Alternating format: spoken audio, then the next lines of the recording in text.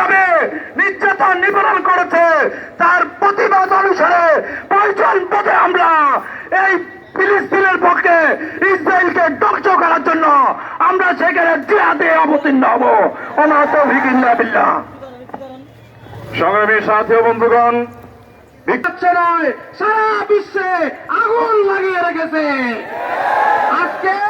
আজকে ইসরায়েল প্রত্যেক দিন অব্যাহতভাবে যেভাবে নারী শিশু পুরুষদের উপর গুলি বর্ষণ করে বম্বিং করে মানুষ হত্যা করছে, তারপরও আজকে বিশ্ব বিবেক মেলা দেয়নি। ওআইসি জাতিসংঘ নামকে অস্ত্র বিবৃতি পর্যন্ত সীমাবদ্ধ রয়েছে।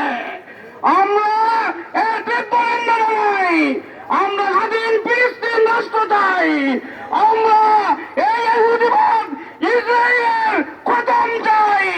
খতম না হওয়া পর্যন্ত ইহুদিবাদের বিরুদ্ধে আমাদের সংগ্রাম চলতেই চলবে। আমরা মনে পাগলা কুকুরের মতো তার পিঠে মেরে ফেলতাম, এরকম না?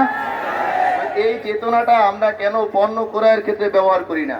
আমরা বেছে বেছে যতগুলা ইহুদি পণ্য আছে এবং তাদের সংশ্লিষ্ট আছে সেগুলো সব বয়কট করি এবং সরকারকে আমরা এখান থেকে আহ্বান জানাই যে আপনি এমনিতে তো মিথ্যা, আপনার একটা তহমত হয়ে গেছে, আপনি সত্য বলা ভুলেই গেছেন। উপরে আপনি ফিলিস্তিনের জন্য অনেক মায়া কান্না দেখান। আমাদের বক্তারাও বললো যে পাসপোর্ট থেকে এক্সেপ্ট ইসরায়েল আপনি উঠিয়ে দিয়েছেন, আসলে যে আপনি ফিলিস্তিনের পক্ষে এবং এই ইহুদিদের বিপক্ষে, এটা কাজেও কিছু প্রমাণ দেখান। আজীবন ক্ষমতায় থাকবেন না, ক্ষমতা করা আজীবন থাকে না। সময়ের ব্যবধানে আপনাকেও একদিন রাজপথে নামতে হবে। আর হুজুর সাল্লাল্লাহু আলাইহি সাল্লামকে শান্তি মতো ইহুদিরা কখনোই ধর্ম প্রচার করতে দেয় নাই, এটা যেন আমরা ভুলে না যাই। বাজারে বেছে বেছে ইহুদি পণ্যগুলো আমরা বয়কট করব। সেই সাথে ভারতীয় যেসব পণ্যের ব্যাপারে ইউরোপীয় ইউনিয়ন কমিশন ঘোষণা দিয়েছে, সেসব বিষাক্ত পণ্য, এগুলো দেখে আমরা বাজার থেকে বয়কট করবো ইনশাআল্লাহ। আমার তৌফিক ইল্লাহ বিল্লাহ।